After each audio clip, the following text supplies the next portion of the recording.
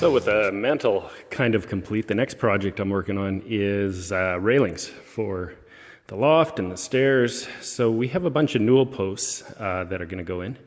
And I don't like having fasteners exposed. I try to avoid plugs where possible. So I found these, or something like this, on the internet, and figured I'm not even going to bother trying to track those down. I'll just whip them out on the lathe, and here we go. So these are screw together plates. I take one of these. They simply screw together, and you install this in the bottom of the newel post, and then just screw your newel post down. You put a plate on the floor, plate in the bottom of the newel, and then that all goes in there. I've got these little screws siliconed in a couple of the holes, and that's just to allow us to install those and clock them so that your post lines up square with whatever you're trying to square it up with. So over here, this is my little test to see if it's actually going to work.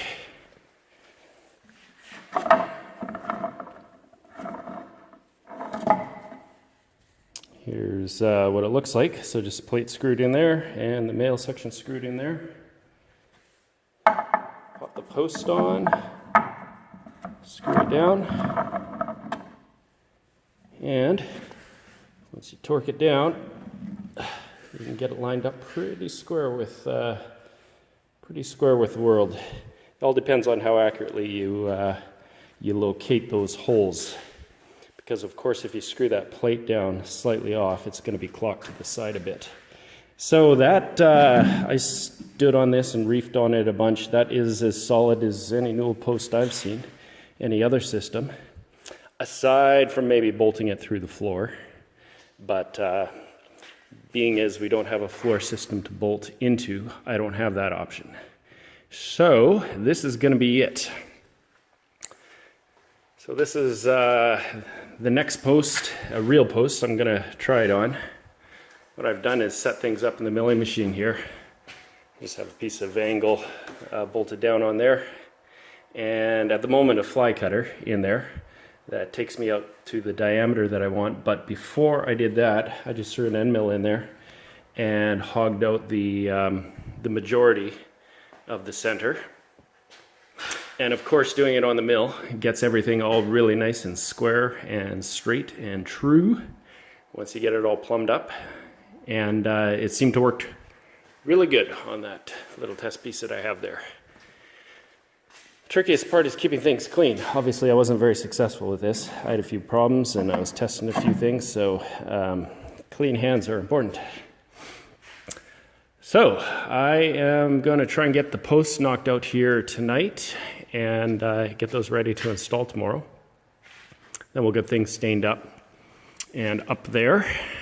Actually, maybe we'll get everything test fitted before we actually start staining. That might be a good, smart plan. And then over here, my workbench is actually a bunch of steel for the railings.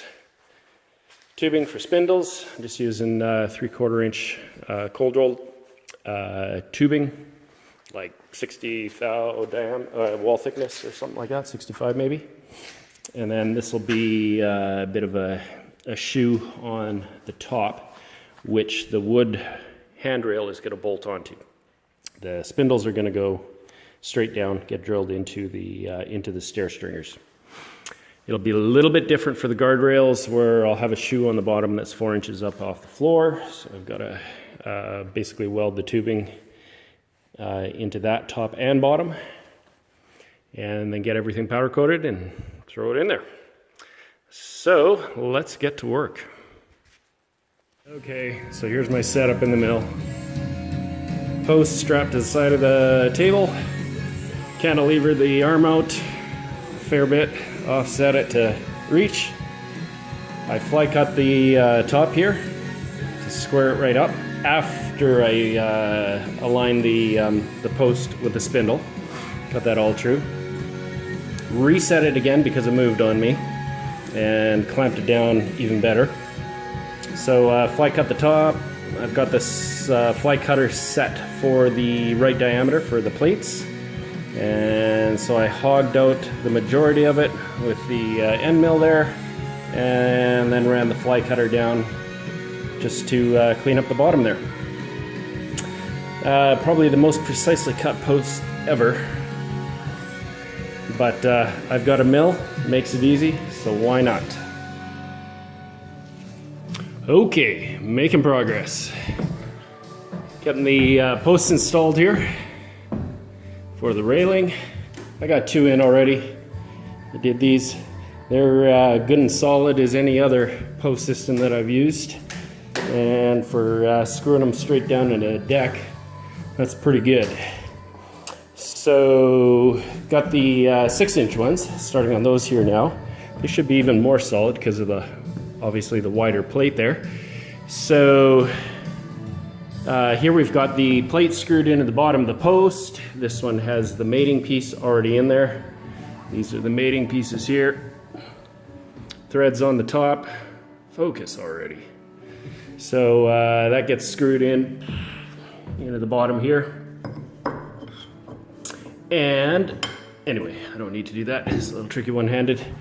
So tightened into place. I've got a block here to line it up with a post right below here so that everything lines up neatly. Little shim here holds it with these little screws that I've got basically just siliconed in there holding in place. That holds it up just enough so I can get it kind of lined up and trued up before I start pushing down to push those screws into the wood. That marks the wood, and then I can center it up. What I'm finding is if I line everything up perfectly square, screw them in, I end up being a little bit loose. So by the time I get this in and cranked right down, it ends up overclocking a little bit. So what I've been doing is installing the post, and then installing the plate, getting it marked out. Not installing it, I get the plate marked out, and then I just clock it back a few degrees, and that seemed to work real good for that one right there. So let's get this stood up here and in place. Okay, so we've got it stood up here, lined up on the edge, nice and almost flush, and squared up. So now I go up and press down on the top of this here, and just rock those screws in to mark the position there of where I want that. Now I've got this little piece of shim under here. So I'll take that out now. Now I can really reef on it. Wiggle. That's got her. Let's lean this back down. Crunch. And with any luck, I should have a couple little pricks in the floor. Here's one right there. And here's the other one right there. So now I know where to drill my holes here to locate these. And I'll get a couple screws in there. And what I've been doing is locking them down with some short screws. I've got a little point right here, a little machine center, and that kind of then digs into the wood. And when I take these screws out, I can spin that plate around and just clock it back slightly and not lose my center position. Center position. So let's pop things apart and get that screwed down. Okay. All right, so I got the plate down just with a couple of short little screws. And one of the things I learned very quickly is that it's important to not lose your reference point. So that was the screw when this thing was installed on the into here. This screw was at this corner. If you lose this, you're going to clock it out of position. So you got to remember to do that. I figured that out the hard way. I ended up luckily only installing it 180 degrees out, so it was easy to figure out. So let's get this thing installed here. Wonder if I can do this one-handed. Let's give it a try.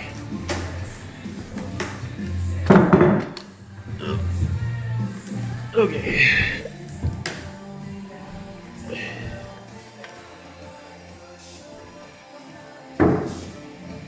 you know, I think I even got it into position. Oh yeah, threads are starting.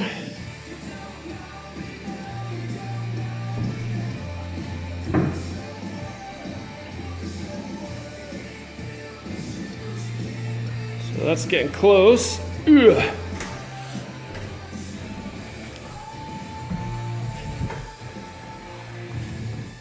Now this will require 2 hands.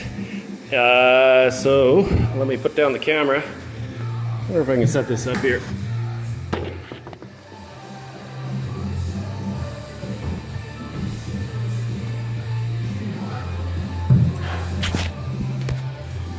Okay, so I can tell that once I get some torque on this, this is actually going to clamp in really good here.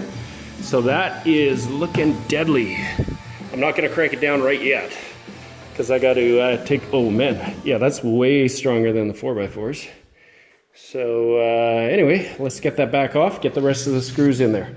That one happened to clock in perfectly the first time. Yeah, all right, that's in. And that is solid. It does not move hardly at all. These ones are a little lighter, being that they're only 4-inch, but still plenty strong. So that is gonna work just fine. 2 more to go. Unfortunately, I'm out of time for tonight. So the other 2 here at the top of the stairs will have to wait. But that is going to work out awesome. A little bit of sanding, a little bit of staining, and then it's on to building the rails for this. As you saw in the other video, I've got all the metal in the shop. Once I got these in, I can take some measurements and start chopping. So I'll try and get these in here tomorrow and start moving on to the metalwork. All right, so I got these all in here now. And I just did a quick check for parallel and plumb. Plumb being not quite as important as being parallel and aligned to each other. At this point of construction, you generally throw away your level and just measure off of things, because the eye will pick that up more than it'll pick up being at a level. So the verdict is this one is 1/4 of an inch out of parallel with this wall. I'm going to blame that on a big tall ICF wall with not much support in it when we poured it. It's actually pretty darn close to plumb. From this one to the next one, that one's out by a 1/16.